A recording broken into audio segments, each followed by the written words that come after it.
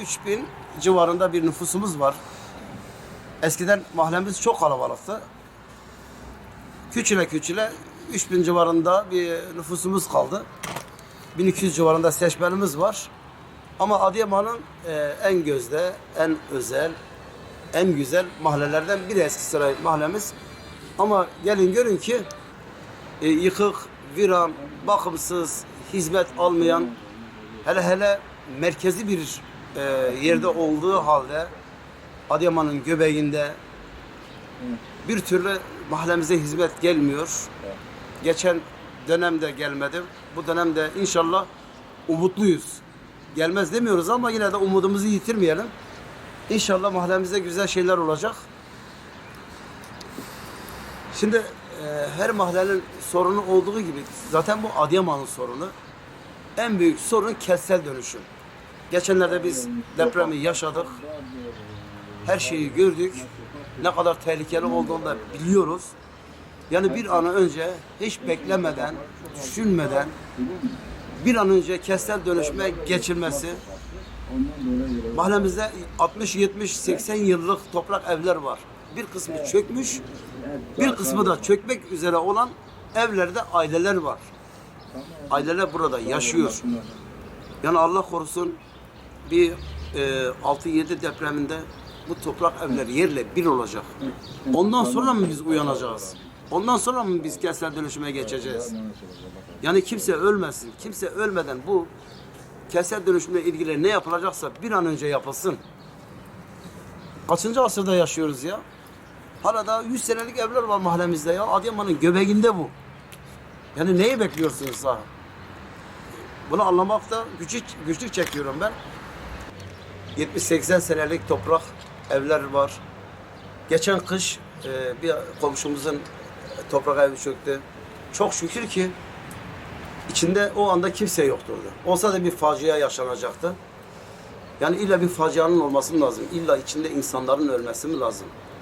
Ya kentsel dönüşüm geçen dönem geçmiş belediye başkanımız hemen girilecek dedi. Kentsel dönüşüme geçilecek dedi. 5 yıl geçti.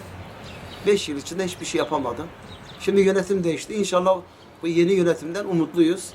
İnşallah bir an önce kentsel dönüşüme metruk binalar kalmasın, yıkılsın anında, molozlar kaldırılsın.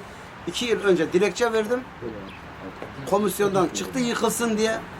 Ama 2 yıldır belediyeye gidiyorum ben o kararı belediyede bulamıyorum ya. O oraya beni gönderir, o oraya beni gönderir, o oraya fen işleri, yok yazı işleri, yok ne işleri. Ya işte bu komisyon çıkmış, bu yıkılacak işte. Bir an önce başlayın, yıkın. Yani neyi bekliyorsunuz yani? Orada barici var, pileci var. Yani kötü alışkanlıklar hep orada yaşanıyor. Komşulara zarar, ziyan veriliyor. Onun için bir an önce yıkın. Burayı kaç trilyonlar verildi ama şu yatırıma bakın. Buraya trilyonlar para yatmış. Trilyonlar. Yani bakın şuraya bir değişiklik var mı burada? Yazık ya. Yazık günah ya. Bekçi olmaz mı bu parkta? Işıklandırma olmaz mı? Kamera sistemi olmaz mı? Yok bunların hiçbiri yoktur. Aile şimdi neye güvenerek gelecek burada oturacak? Şimdi burada bir kamelya vardı. Kapalı bir alan. Aile geliyordu. Şimdi kış günü geliyordu içeride. Rahat rahat ailesiyle beraber çayını kahvesini yudumluyordu. Bu yeni yönetim geldi. Alel acele kamelyayı kaldırdı. Ya niye kaldırdın? Ha madem bunun yerine daha iyisini yapmayacaktın. Değil mi? Daha iyisini yapmayacaktın. Bırak o zaman yeni bir projeniz hazırlanana kadar, bir proje hazırlayana kadar bırakın aile gelsin otursun. Şimdi geliyorlar mesela bana ilk benden muhatap oluyor aileye geldiği zaman. Muhtarım biz nerede oturacağız diyorlar. Diyorum işte şuraya çulunuzu serin oturun. Yakışır mı bu bize ya? Niye böyle yaptınız ya? Ben kendilerinin yüzlerine karşı da söylüyorum. Niye böyle yaptınız? Alel acele niye yıktınız yani? Ne yapıyorduk burası size ya? Kamelya ya. Kışı sıcak, yazı serindi. Ondan sonra ne bileyim yani şimdi buraya park demeye 1000 tane şahit lazım. Gidin ya. Ya en yakını şurada 1 saatlik yol. Malatya'ya gidin ya. Gidin oradaki parkları görün. Mahallemiz küçük olduğu için fazla küçük sorunları var. Yani değil bu büyük sorunları yerine getirmek de küçüklerini bile yaptıramıyoruz ya. Küçük sorunları yaptıramıyoruz. Çevremizde 3 tane ortaokul var. Gazi Ortaokulu, 15 Temmuz Ortaokulu, 1 Aralık Ortaokulu.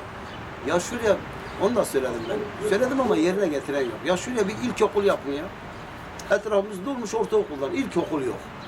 Yani bizim bir öğrencimiz, yani ilkokula gitmek için yolun öbür tarafını geçecek. Çocuk ya, çocuktur ya. Öbür taraftan kazalar olacak, bilmem ne, can kaybı olacak.